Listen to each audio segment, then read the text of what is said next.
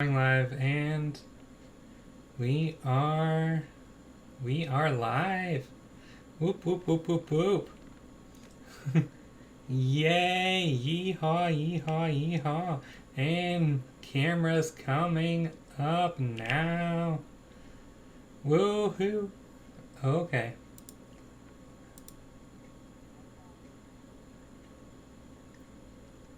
Okay. Okay. Oh shoot. It does Hold on. that. Now. Speak again quick. Because all of a sudden now your audio isn't coming through.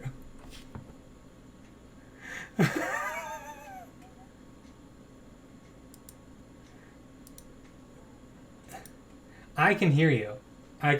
But now it just isn't coming through. Oh my goodness. There it goes. Now it is. Now we got it. Right. We're good. Woohoo! All right. Okay. Technical difficulties aside. Oh goodness, I look frozen. I'm gonna give it a second though. Yeah, we're good. Okay. So, welcome to the Pagan Viewpoint. Inaugural episode 1.1. Yes. So, this is always a great time. Inaugural episodes are always a ton of fun. Hi, Market Bloke. This is live. 100% live. Hi. And so you can tell it is live because there are some fun little technical difficulties, which is a good time. So Yeah. I am Caleb Van Voren, and that is lovely Miss. I am Alyssa Ravenwood. Yeah. We are going to be the primary hosts of this little show here. Yeah, which is really, really amazing. So, so this is the first of what we hope to be a very long and illustrious show. The first take went really, really well. It really did, and now it feels like we have to match up to that. But, match that energy. But I'll go first with the basic introductions then, since I'm so used to introducing myself. Yeah. All right. Well, so I am Alyssa Ravenwood. I am a married mother of 3. I've been married for going on 12 years. I've been with this man since I was 7. I'm also a practicing witch. I come from a family of witches, so I think that's a pretty interesting perspective, considering that I see publicly very often. I started my social media career in 2002, or at least right.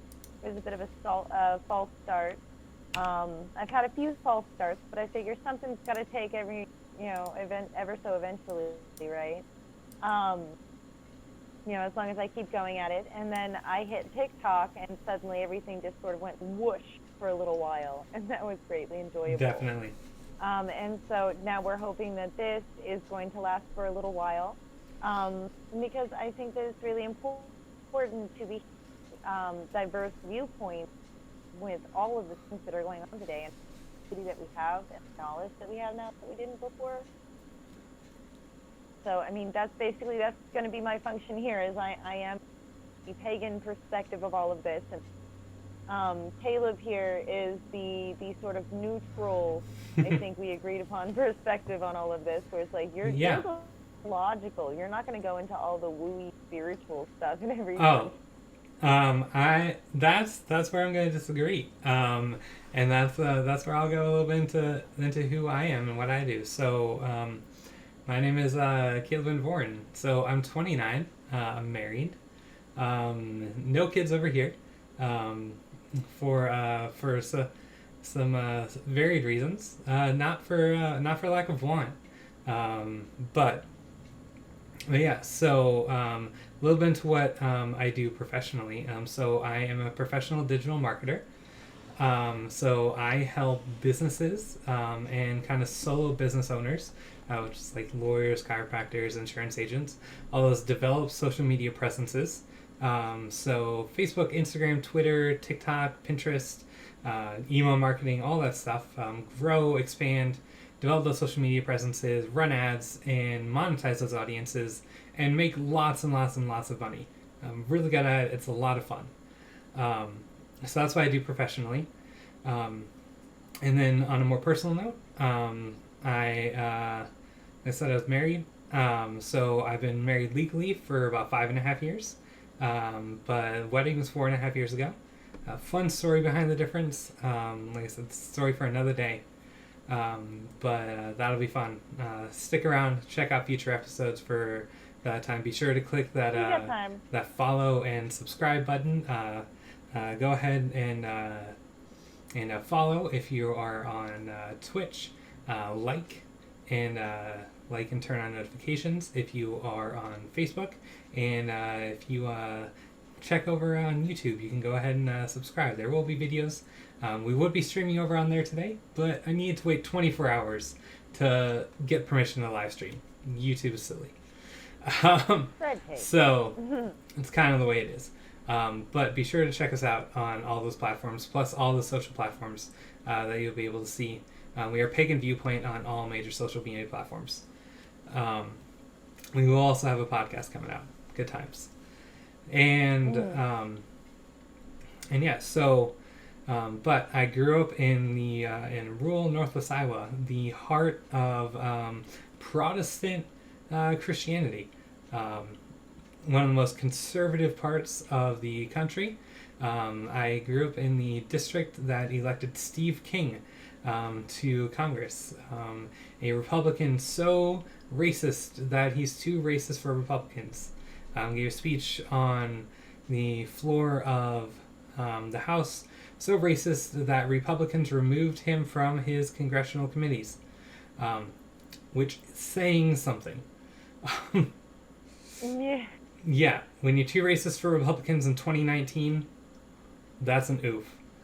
I grew up in Houston, Texas. It is definitely deep red. And even they would not touch that. Yeah. Yeah. So So I grew up very, very devout Christian.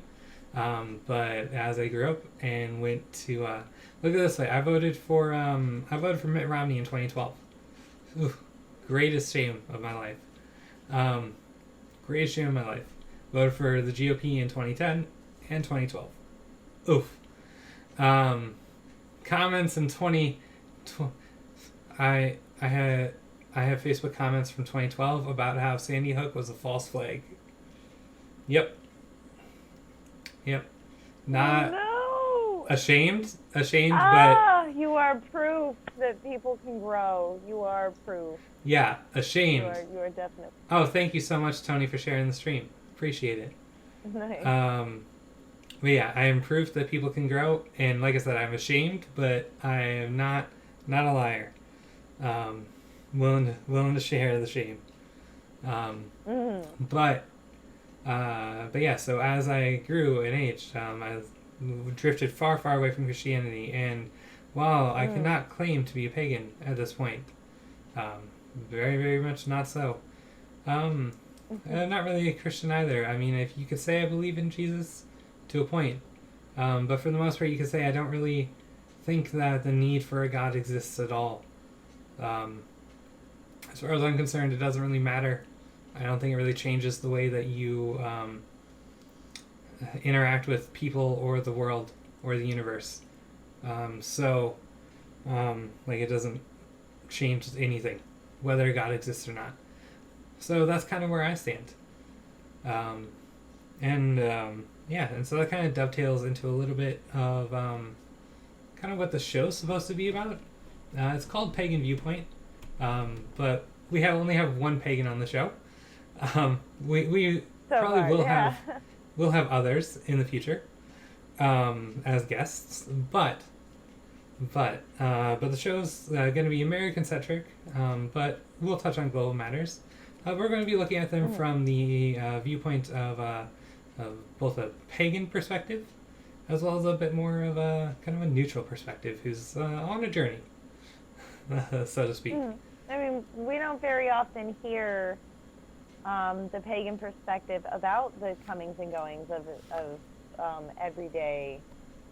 It's always taken over by, either people who are neutral and don't generally talk about their spirituality, or for people who are, very obviously Christian. And so, I mean, our culture in paganism gives us, in many ways, a very different perspective. Even if we do come to conclusions as others, it's completely different. Yeah, well, exactly, right. Oftentimes in the mainstream media and even in the... thank you very much for the follow, Tony King of Trolls. And yes, the mainstream media and even the independent media, the default perspective, even if they don't say it, you assume they're speaking from a Christian perspective, or a Western perspective, even just a Western Christian perspective by default. And often that's, I don't know, it's just incomplete and ineffective for a lot of reasons. And so we're kind of here to challenge that. Yeah, I think that the diversity in perspectives, like, I think incomplete is a good way to describe it, because, I mean, that's one facet of the human experience. But if you're looking at a jewel for a single facet, you're going to miss all of the beauty.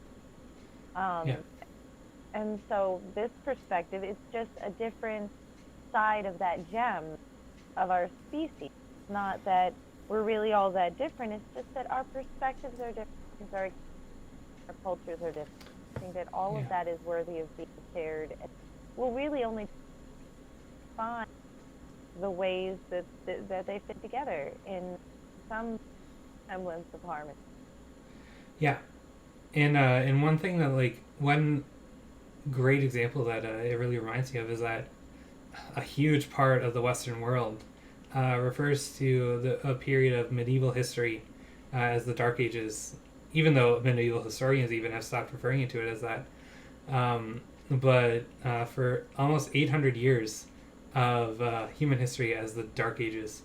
But it's like, that wasn't the Dark Ages for everyone, right? Like, the Eastern world was thriving during that time period, right?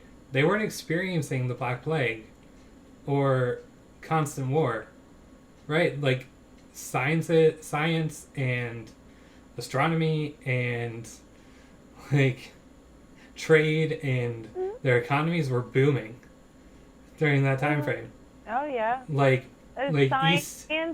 Scientific advancements among the Muslim countries, for example, were pretty much I believe that they were unparalleled. Yeah, right. Like, it wasn't even close to the Dark Ages, right? Like, and so, but for hundreds of years, it was just referred to as the Dark Ages because that's what the Christian Western-centric perspective, like colonial perspective, was. Yeah, it was very narrowed down. Nothing else outside of their little bubble map. Yeah, and so, but adding in different perspectives changes, like adding in a global perspective changes that. And yeah. Whoops. You look a little frozen there. I'm terrified of the global perspective because it draws it away from their front. Oh goodness. And then you fast forwarded, and I think we're caught up. Okay, hopefully. Yeah. Yeah, I think that's why so many conservatives are terrified of the global perspective, though, because we see it from a global perspective. They know that it changes the whole story. Yeah. And they don't want that story to, because the story that they have is. Well, yeah, that's another fun thing is that conservatives are often just like, why don't they teach more about like the conservative perspective in colleges? Well, the conservative perspective is about a dot like this, and you want that dot to equal all the other perspectives, which take up this much space. Like, Yeah. like the conservative perspective doesn't take up much space in schools because there are a million other perspectives that are taught, and it broadens people's understanding. That, and I mean, honestly, if anyone wants to hear about the conservative perspective, it's not as though they do not represent themselves rather loudly. It's not as though a few Google searches wouldn't fill them in. Exactly. But oh no, they're suppressed. So we are 15 minutes in, so I think that we should maybe do our topics, at least our first topic before our first break. I was going to suggest that actually we since we did manage to introduce ourselves, we take a quick break because I'm just a little bit parched from all that talking, and we'll be back in about a minute. All right, audio is back. Hello, everyone, and we are back. Hello. Welcome back to Pagan Viewpoint. I'm Caleb Van Vorn, and that is the lovely Alyssa Ravenwood. Hello. Hey, hello, everyone. Tony. We are going to get into our ride as we go along, you guys. Don't worry about that. Yeah, inaugural episode, so we just gotta get used to transitions and all that stuff. By the way, Rox K 9927 timed you out 10 minutes. But you're welcome to stick around, keep watching the show. Just please, no spam. No spam. I don't need to buy followers, people. No need to buy followers. But you're welcome to stick around as long as you want. You boost the numbers. So, if you checked out our logo at all, I'm sure you noticed. Our show covers three main topics: life, health, and nature. Pretty broad topics. So we'll be covering a lot of things on this show. But the first thing we're going to cover today covers health. And obviously, 2020 has been a big year for health, and there's been a banner topic. COVID-19, y'all. And of course, we have to talk about it a little bit. But the first thing that we're going to talk about is honestly pretty great news. The vaccine. Pfizer and Moderna are shipping their first doses of the new vaccine. Pfizer managed to ship doses this week, and I know people, frontline workers have been getting vaccinated already this week, and Moderna is seeking approval from the FDA, and they're meeting tomorrow to approve it. So what are your thoughts, Alyssa? Well, whenever it comes to anything new, especially when it comes to anything new in medicine, I'm always a little bit cautious because of the possibility of unknown side effects. I'll say that I'm very glad that, we have advanced far enough in vaccine technology and understanding to have been able to find one so quickly. But of course, I have to err slightly on the side of caution, given that we're really not sure how some people might be affected by it. Allergy is there a certain group of people that just has a serious reaction specifically. I know that my mother has terrible reactions to certain things. I'm allergic to penicillin. So whenever it comes to anything new medically, I always want to make sure that I go through all of the tiny little details before I go and put myself up to it. I'm not opposed to the idea that maybe, this is what it is, and this is all it's going to take, and it really was that easy, if that's the right term. I just would prefer personally to be part of that middle group of people that try it after we watch the people who take it first to make sure they don't turn into zombies. Yeah. Well, you're in luck. You're definitely going to be part of the likely last group of people to take it because, well, corruption. Um, because bankers are weaseling their way in there to get it right away anyway. Yeah. Weaseling their way in there to get it second. Um, right. But on the other side, vaccines are going to be perfectly safe. Like even with emergency approval, these vaccines go through incredibly strict protocols. They've gone through they've gone all the way through phase 3 trials, and there's I've actually known multiple people who took part in the phase 3 of the trials, like actively, and they talked about their experience, like taking the vaccine, different vaccines, because they took part with they took different vaccines, and then the protocol surrounding these trials are insanely strict, from multiple governments. I have zero fear regarding this type of thing. I guess maybe I've watched one too many zombie movies. I just I know in my mind that it's probably not going to be anything that's a big deal. It's going to be like a flu shot or any other vaccine you get. It's just part of me is this is how it starts, isn't it? Yeah, how it starts is people running into it, running into just not following basic public health protocol. Yeah. And allowing a virus to mutate.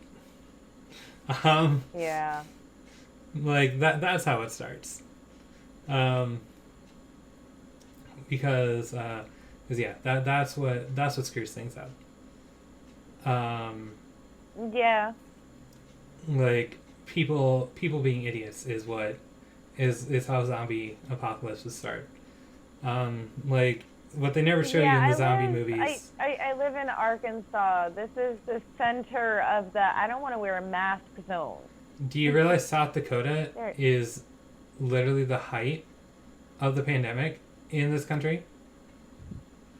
I did not, actually. Kristi Noem is literally the poster child for Kristi Noem is literally the poster child for governors who is refusing to initiate any sort of mitigation procedures. She's our governor, by the way. Affectionately known within the state as Cowpie Barbie. My goodness. Yeah. No. And every time you talk about where you live, every time you talk about it, I just wonder why. Yeah. No, there's a lot of things about where I live that are really fantastic, and a lot of things that are incredibly difficult, and I hate. I am mean job.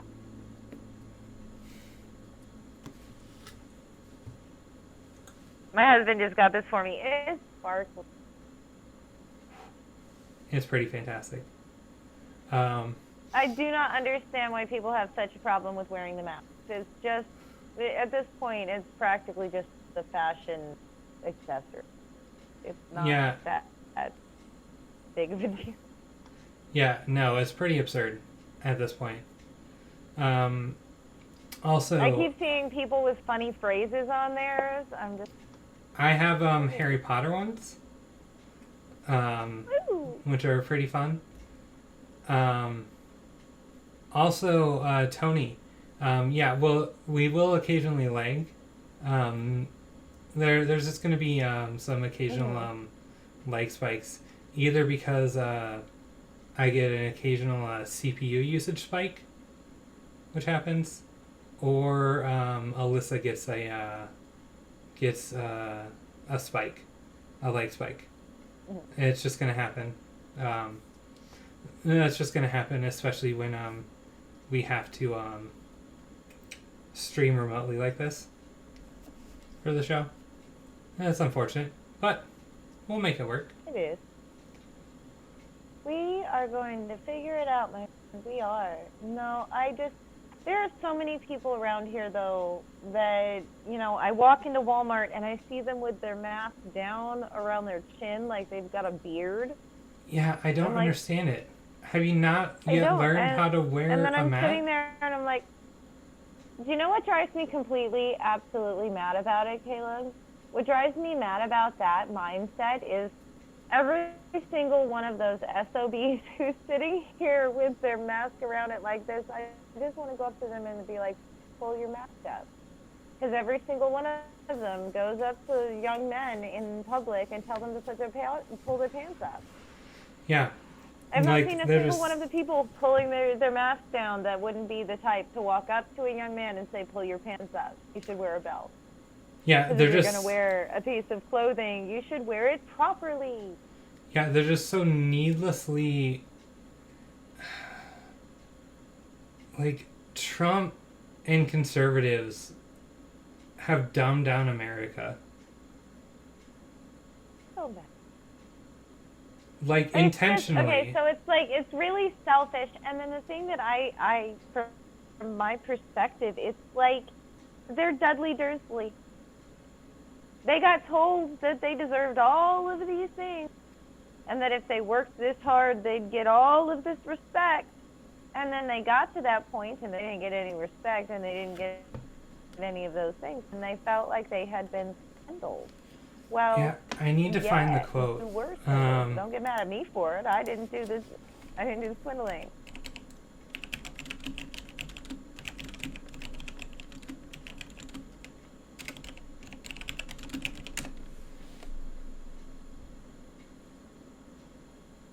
It is, no,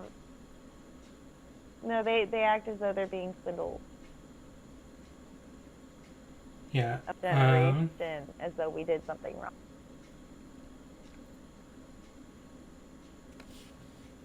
I need to find the this quote. Quote. Okay, you look for a quote. Yes. It's like. Yeah, so it's a quote by former President Lyndon B. Johnson, right? And conservatives exemplify this. Like, obviously, this was a Democratic president, right? But it's a real knock against conservatives, right? And racists in particular, but particularly more against opportunists. Which essentially, if you can convince the lowest white man he's better than the best colored man, he won't notice you're picking his pocket. Hell, give him somebody to look down on, and he'll empty his pockets for you. Yeah. And that's what they've done for 40 years. That's the part of it that makes this. This is what makes it so frustrating. And then, like, I don't know if your family ever did this to you. Mine kept saying, it's like, oh, just wait. As you get older, you'll get more conservative. Yeah, my stepdad's side did. That so did not happen. That didn't happen for any millennials because they saw what a fraud it was. They saw what a fraud the economy and job market and the whole system was. We've seen our parents spinning their wheels endlessly. Yeah. They would buy us crazy amounts of product, and then, when they wore out because planned obsolescence, we'd get blamed for them for not taking care of them well enough. And then and then we'd get the resentment from the parents working so hard to buy the things that the media told them we needed when we never asked for it. And then we end up with endless trophy jokes about participation trophies. And I'm like, we were too young to be asking for the participation trophies in the first place. If we could even get a participation trophy. Who implemented that? Y'all did. The best example, I just saw a TikTok on this the other day, yesterday or the day before, which is like, the perfect example of participation trophies is the fact that a huge portion of, like, people don't understand the whole thing because participation trophies only went to rich young people. Because you had to be able to buy into afford intramural sports. Those had fees, You have to be able to pay for the participation trophies, and if that doesn't perfectly exemplify the point of intramural participation trophies, awarding awarding credit to rich white people who didn't actually work for it. Yeah. See, and I was homeschooled. Is the thing. So for the most part, we didn't get any sort of trophies at all. I was just sort of free labor for my aunts and uncles who had their own businesses. So I never actually understood that quote until later on in life, after I had researched it a little bit, because participation was. I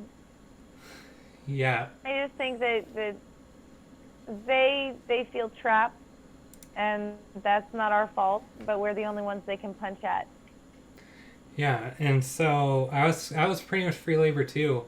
I helped build a 2-stall garage, a fence, paint the house, re-shingle it. So like constantly chores, just mowing our acre lawn, like just constant free labor. I've helped to cater 12 different weddings, 4 funerals, and I always played waitress. I was very good at that. Yeah, I would because my cousin had a catering. At 10, I was helping neighbors lay concrete, like for like driveways and patios that they were expanding. You know, like that's just what growing up in small town Northwest Iowa was. You know what I mean? Like, and that's what I had to do. And no, I wasn't paid for that. You know what I mean? Right? Like, yeah. And then my first job, I was paid minimum wage, $5.35 an hour. My first job was my first raise was the last time the minimum wage was raised, up to $7.35 an hour. 2007. But yeah, we've kind of dovetailed from our first talking point. We did. Oh, but back up to masks, which is literally just this. Like we just dovetailed into the whole conservative movement in general, and we'll have to touch on this a lot over the coming weeks and months, which is what a fraud it is on conservatives, because they're not really conservative. They're just either they're con men or idiots, and I'll have a lot of people hate on me for that, but conservatives are either con men or idiots, because they don't really want to conserve anything. Selfish. I feel like they're really, really selfish. The only thing they want to conserve is things that actually already benefited them in the first place. Yeah. So, and also one thing to think about, and one thing I've talked about with people that I know before is when have conservatives in America ever been on the right side of history? So I'll leave you with that. Oh my goodness. While we go to break. We are back. Hi everyone. Hello. We are back with Pagan Viewpoint. We are on to our next topic. Last one was health, covered the COVID vaccine, and dovetailed a little bit into just the conservative plague in America. And that actually moves a little bit into kind of the next topic, which is life. And life is a very broad subject. But for life this week, we're actually diving a bit more into something that's been pretty big in America, particularly the past 6 weeks or so since the election. But even just the past couple of years, it's been a real breakdown here in America, and that is societal integrity and trust in the system, and just the power of the individual in general. And so I'll let kind of Alyssa take the lead on this. Well, from what I've noticed, because we've been in this election and everything's just sort of been topsy-turvy, belly up since the election in 2016. but what I've noticed is that people have forgotten that the reason why America is great is because it has a government by, of, and for the people. But you have that unless the people participate, sit down, shut up, respect your elders, do as you're told, for so long, that they ended up a bit stunted, and now they're only just now finding their feet in what they really believe, moving forward. But I think that somewhere in there, so far, we lost our manners. We lost our responsibility to each other and our common decency for our fellow Americans. Instead, we have to take it upon ourselves individually to, if not be the solution, at least don't be part of the problem. Yeah, which I tend to agree with up to a point. I'm deeply steeped in politics, right? If you spend any time near my Facebook page in particular, or any time with me individually, I'm deeply steeped in politics, as well as a lot of economic theory, right, and a lot of social theory. Like, I'm deeply steeped in academia as well. And so I look at, like, this goes back into conservatism in America a little bit as well. And it's so right-wing. We basically, in America right now, we have a far right party, like a far right party, and a right-wing party. In the Democrats. The Democrats are a right-wing party, like a center-right party, with a center, with some center-left people, and like, because Bernie Sanders is center-left, like, people call him a radical leftist Marxist, and no, he's center-left. His radical left policies are things that we literally used to have in this country. So don't call him a radical. Like, we literally used to have them. So, like, no, go fuck yourself. And so, and I look at, like the Republican Party doesn't believe in democracy at this point. They're 70. They believe that their way is right and everybody else is stupid and uneducated and libtard, and but it's beyond that.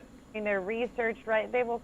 It's really. But it's sad. beyond that. They wanted to completely subvert the election by any means necessary. But beyond even just the voters, like the elected representative, like head though is like the party leaders. Oh, you froze up.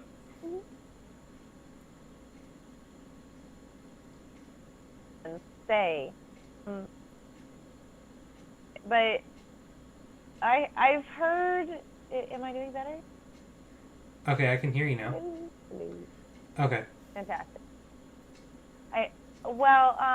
I've heard more than one person in my family say that you should have to take an IQ test in order to vote. They kept getting mad at me because I would turn around and tell them, it's like, well, how would you end up voting? Yeah. And but, they got mad. They walked first into that one. Yeah, but the thing is like, so constricted. Yeah, but the big thing is like, when one party demonstrates that they literally don't believe in democracy, they're willing to literally anoint a king and hold on to power by any means necessary. Fundamentally un-American. They're so fundamentally un-American that it's hard, like, it's hard to respect them as Americans. It really is. And all that we can really do, I mean, of course we can sit here and we can talk about, what others are doing wrong until King can come, and we know that there are plenty of other people going out there and doing that, but unfortunately there's just no real fix to it. Either they're going to get better or they're not. But, either they outgrow it or they grow into it. Unfortunately, a lot of people seem to be growing into it. But, if people are determined to hurt themselves and others, there's pretty much darn near nothing you can do to stop them from doing it. Our only responsibility at this point is holding the line of our own integrity and enforcing manner. Yeah. If someone comes at me and they're being rude, I'm going to very firmly draw that line. No, we are civilized human beings here, and you will speak to me like a civilized human being, or we will not be having a civilized conversation. You do not want a less than civilized conversation with me, I can promise you that. Yeah, at some point. And it's something that we need to start thinking about, because it used to be if you were rude to someone, you'd get popped in the mouth. And nowadays, they don't have that incentive to shut their yap. Yeah, whereas like at some point, I believe in I hold accountability really, really high as a value, as one of like this accountability and integrity as two supreme values, and accountability means like, especially for like these people, right? It means that like they voted for Trump in 2020, and beyond that, they supported his anointing as King of America, subverting the will of 80 million Americans, like the disenfranchisement of 80 million Americans, the throwing out of our democratic system, the literal dismantling of Americans' democratic system. And the saddest thing on is the basis that they of lies. think that they are. Well, they think that they're preserving the American system. The thing is, But what they think is, and they honestly what they don't think is believe that irrelevant. these other people they've disenfranchised. They honestly don't actually believe that those are American, or in a lot of ways, they don't believe that those people are human. But I think that's the probably thing. the saddest part. I mean, if you're going to be wrong, But that's the thing, right? That's a whole A drunk driver killing different someone. level. A drunk driver killing someone isn't absolved of accountability. Yeah, just because they were like, I get that they're not. It certainly doesn't absolve them of and the responsibility for their actions. It's kind of absurd to me. It's kind of sad to me that one of the things it's incredibly sad that they're in a cult. Yeah. But like, and so the fact is, like, they shouldn't be. There can be no reconciliation until they accept accountability. Yeah. Like, that's kind of my point, is that, like, we can't come together with them in reconciliation. Yeah. Like, there can be no reconciliation between Democrats and Republicans, and independents and Republicans. Yeah. Like, between Americans and Republicans. Because there is no... Republicans are no longer Americans, in my opinion. Mm-hmm. They've literally decided that American democracy doesn't matter. Republican power matters. Yeah. Like, not that they're not American citizens. It's just take part in. They don't hold American values, and no true American would say it's like, I don't care who actually won the election. I like this guy better. Put him in the office instead. No true American would say that. Yeah, and so there can be no reconciliation between Americans and Republicans until Republicans accept accountability. And once that happens... you got to admit you done goofed and then actually fix the things that you fudged up. Yeah, and once that happens, then there can be reconciliation. But yeah, it's like, I don't want to hear I'm sorry so much as I want to see them do better, personally. Yeah, and like, yeah, exactly. And that's a long road, because they've been doing it for 40 years. Yeah. They've been attempting to undermine American democracy for 40 years. That's a long time to be a pain in the butt to someone. It's going to take a long time for them to fix that.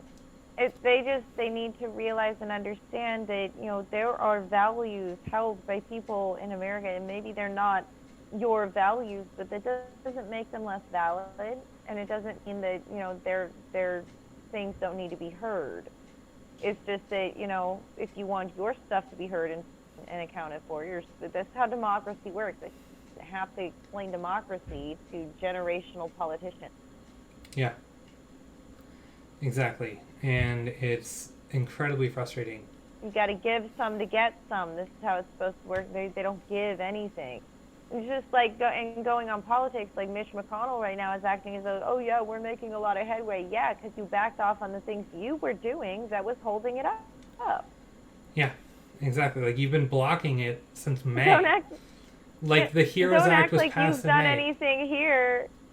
Yeah, don't act like you've done anything here to help the situation when all you did was get your fat, lazy behind up and out of the way and let people do their job. You're like the Snorlax and poor Pokemon. You don't get a medal. When the House passed a $2.2 trillion Heroes Act in May, the Senate could have taken that up. You blocked it. And Joe Manchin... And then he wants a freaking medal. You want a participation trophy. There's one for you right there. Yeah, and Joe Manchin gets no credit. The Democrats went in with $3.8 trillion bill, hoping to get passed in new spending. He walked out with $188 billion in new spending. That's 5%. They literally got a nickel on the dollar. Oh my God, you're terrible at negotiating.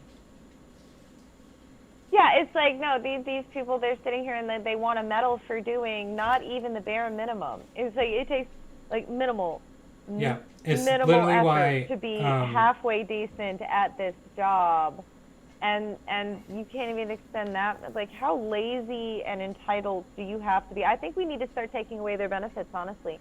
Their health benefits, all those other nifty little extra things that they get that the common American person doesn't. Actually, well, this isn't a topic for next week, and we can talk about it next week, actually. Probably. Which is election reform. So, yes. we can talk about it next week. It's a great topic. So, we'll put that on the docket. And we're gonna take a quick break, I think, because we could go on this topic for a long time, and we will come back to this over and over and over again over the coming months and weeks and months and years. We've got time. And so I'm very opinionated. That's one of the reasons why I can do a job like this. Yeah, me as well. I always have something to say. We're going to take a quick break, and we will come back with a fun, lighthearted topic on nature. And we are back with the Pagan Viewpoint, everyone. Hi. Thank you so much for sticking around with us. You're coming up in an hour. This is normally an hour show, but we aren't super constrained by time. We are always going to get through our 3 topics 100% for sure, as well as our fun little things at the end. We have a fun group manifestation section planned at the end, so be sure to have your group manifestation requests handy and in your mind at the end of our topics at the end, so you can place them in chat and we can go ahead and manifest for you as a group, and kind of help you out with whatever you have and need help with. Just wanted to give you a heads up on that while we move into our last topic. We are now going to be moving into our nature topic. And for that, we're going to be covering, for this one, bamboo. Specifically, kind of the process of scavenging and gathering. And we're going to dive a little bit as well into kind of ordinances and laws. Yes, and the handling and making sure you don't end up chopping yourself like I have.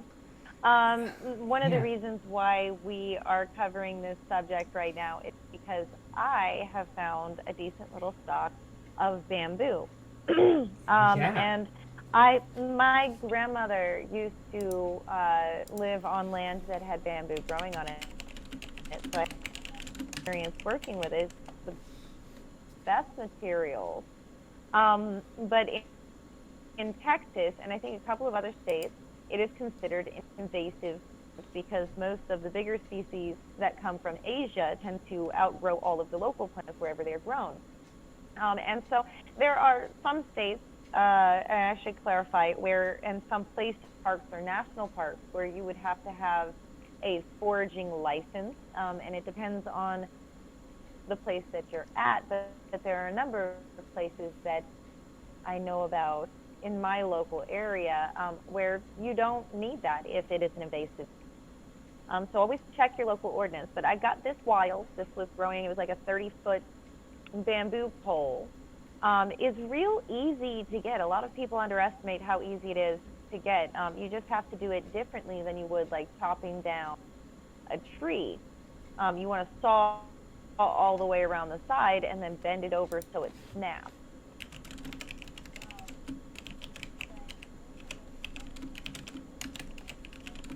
This will float because it's contained on both sides.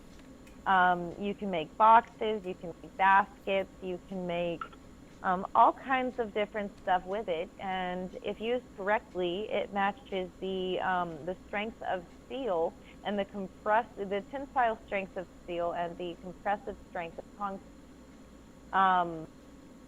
No, but it's relatively easy to work with very few tools. I've been using just a couple of kitchen knives and a drill. And I've managed to make, if I can turn this aside a little, no, it's a mess of splinters. I've been making a baby bed and a basket out of this, just out of gathering it wild. There are things you have to do in order to make sure that it dries straight and correctly. But those are pretty easy and simple to understand and follow. Again, always check your local foraging laws because every place is different. It just so happens I live in a place where if it's an invasive species, they don't. But bamboo is actually, other than outgrowing the other plants around it, it's actually good for the environment. It's good for the soil and the water around it. It's fantastic for using in any sort of building of things. It's great if you want a project that's not going to require a bunch of really big tools. And so I try and encourage everyone, if you can go and find it, either in a small farming market or out in the wild on your own, it's better to buy it there than to order it in like the big box. I don't know if you know anything else about bamboo, Caleb. Not a ton. If I'm talking specifically about South Dakota, I've looked into it a little bit in South Dakota just because I knew we would be talking about it. I'm here today, which is just that at least according to the USDA, it's not listed as an invasive species in South Dakota. Okay. And so it's not on the noxious weed list within South Dakota. It's a little bit more difficult. I think it would be a little bit more difficult for it to grow so wild there. Yeah. Yeah, but much colder in South Dakota. Yeah, but at least according to GardenGuides.com, which also lists the American. Hold on. Where did they? Hold on. They listed the American Bamboo Society as their source as well. It can be grown in South Dakota if you would like to plant it and grow it yourself as in your garden. And so you can grow your own stock of bamboo as long as you choose the. Hold on. I had it highlighted. And I lost it. A cold hardy bamboo. So yeah. So there are thousands of different species of bamboo. I know that here in Arkansas it is considered an invasive species. So if you find it on public land, you can take it without anyone really caring. So just don't be a jerk about it. But yeah, and then you can plant it for yourself, but just like with any other invasive species you might plant in your garden, you should really try and keep it under control because they can go wild here so fast. This is a Yeah. subtropical environment. Almost everything can grow here. Yeah. Yeah, exactly. And yeah, well, and bamboo particularly is one of the fastest growing plants in the world. That's why it's so amazing for building just about anything. So you can actually grow Yeah. bamboo yourself. Like Yes. if you have any sort of land yourself, uh, even just Mm. um, even just like a third or a quarter acre of your own property, um, you could lop off a small section, 100 square feet, Mm. 150 square feet of yard, Mm. and plant a Yeah. little tiny bamboo grove, and you could be harvesting Mm. that probably multiple times a year, two or Oh three yeah. times a year, and you can be And building I know all like sorts of things. no, I know like my buddy Corey and his two friends, they're already planning on the whole van life thing. In fact, they already have a van right now. They're working on fixing it up to live in properly. But then they're talking about going and getting a little piece of land somewhere, possibly near Hot Springs. And I am going to definitely be talking to them about doing stuff like planting bamboo, which I know that they're going to be interested in because Corey has been here while I've been building all of these things with it. Yeah. So hopefully I'll have my own stock that won't require me going into a shady neighborhood near the railroad track. Yeah, definitely, definitely. I was gonna say, this is a little bit off topic, but kind of right in line. I recently, last spring, last March, last April, I built my own raised garden beds, out of Nice, just spare pallets from my old employer. nice. They're Yeah. an e-commerce company, and so there's old pallets that they couldn't send off to Amazon anymore, but it's still plenty of like good lumber. They just can't send them off to Amazon anymore, and so I just pulled the pallets apart. I built raised garden beds. The only thing I had to buy were the 4x4s, and so for $70 I built two 4 foot tall, 2 foot by 4 foot by foot deep raised garden beds. And yeah, planted tons of As soon as vegetables I and get out flowers of the within them, and they just sit off my back patio. as soon as I get out of this apartment to a house, I'll tell you what. Oh, I am just I'm real tired of living in the city. Yeah, well, I was gonna say I live in the. I am not a city girl. I was gonna say I live in a townhome, in the city, and yeah, they're just Yeah. off my back patio, but it's sitting in the rocks surrounding it, and so they're not in the yard, they're not anything like that, and I actually have room for probably two more that I plan to kind of put Nice. together, and so and so depending on what kind of space you have, you might not have room to grow bamboo because that grows real tall. Um, Real tall, but depending, not you particularly, but just kind of talking to our viewers and potential viewers, because Yeah. all these topics and comments will be going up on YouTube and TikTok videos and all this stuff going forward, and so they'll be up in perpetuity. So if you kind of see this at a future date, you can Yeah. you can make some garden beds of your own, and I'll probably be yeah. showing them off at some point. And you can plant Yeah. a lot of things, and grow Oh yeah. grow a lot of things yourself. You'd be surprised how self sufficient you can be. And you don't even really need that much room. A lot of people act like you need acres and acres of land No. in order to acres and Yeah, if you can manage to establish asparagus just once, you got it for 30 something or more. yeah. No, I off of 3 tomato plants, I had probably 300, 400 tomatoes this year. Goodness, that's a lot It of was potatoes. far more than we could eat. Like literally, most of them rotted off the vine because we just Yeah. there were too many tomatoes for us. Like far too many. We were just there was two of us. Tomatoes are real big producers. Yeah, Yeah. like and they like the problem was like we planted them with everything else and they just sucked up so much water.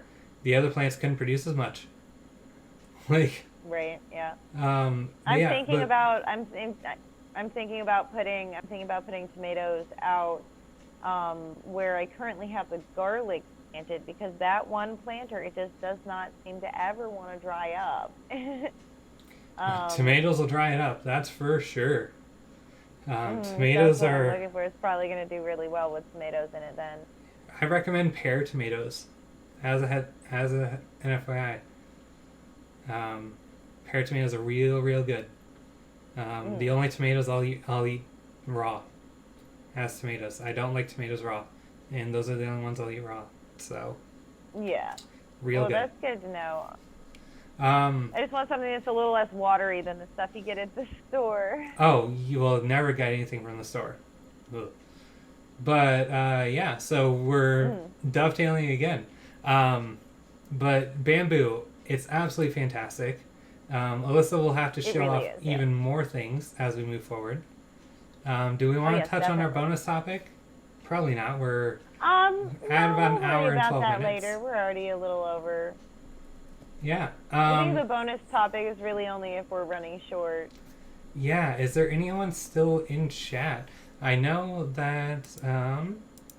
Let's see here. Tony is still in chat, but I'm not sure if she's still here. I know she had a D&D group tonight, so I'm not sure. Awesome. Do you have anything Yeah, that you would Tony like is us here. to kind of manifest for you as a group tonight here, Tony? Yeah. I know that for myself, I know that usually you're not supposed to ask for the manifestations too much for yourself. But I would love to be able to manifest myself my own vehicle, preferably a van. Because I want to go camping and fishing in interesting places that are not in walking distance. Oh, I understand that. Let's see. Oh, and I'm sorry for the wrong pronoun use, Tony. I will correct that moving forward. But yeah, so is there anything that we can that we can manifest for you, Tony? Yes. And anyone else, if you're in here, comment things that you'd like manifested, that you can, maybe we can help with, and put all of our minds and hold space for moving forward. And we're planning on making this a regular part of the show, so that we can all end on a positive note. There's too much out there in the world right now that is just negative. Let's fix problems. We need to focus just a bit on just helping each other, even if it's holding space. He said, I'd like to manifest the ability to talk to my ancestors. Yeah, that's a tricky one to definitely take. So let's just take a few breaths and just hold space for Tony in his journey and talking with his ancestors. Mm-hmm. And all of those wondrous things that you always end up finding out whenever you're talking to your ancestors. Kind of like talking to the old folks. Never wasted. Mm-hmm. And then, of course, just because we're going to be heading out and signing off, we're already a little bit over time. I just want to take a moment to do my regular sign-off, which is to remind everyone that you do not need to dim anybody else's shine in order to brighten your own. Much love, my people. Right. Yes. And it sounds silly, but love can only shine outward if you open up the door. Very true. Alyssa's fantastic. So everyone, thank you so much for being here for the inaugural episode of the Pagan Viewpoint. This has been fantastic. It's been so much fun. Be sure to follow us on all our socials. We are on Facebook and Twitter and Instagram and TikTok at Pagan Viewpoint. We next week will be live on Twitch and Facebook and YouTube. YouTube included next week at Pagan Viewpoint. And replays will probably not be going up in full. Probably just clips. Maybe the replay in full. We'll see. I haven't decided yet if we're gonna be the whole replay in full, just to possibly incentivize people to be here for the live show. But be sure to like, follow, subscribe, depending on what platform you are on. Turn on notifications. Thank you all so much for everything that you do. You're all amazing, wonderful, beautiful people. I love all of you so much.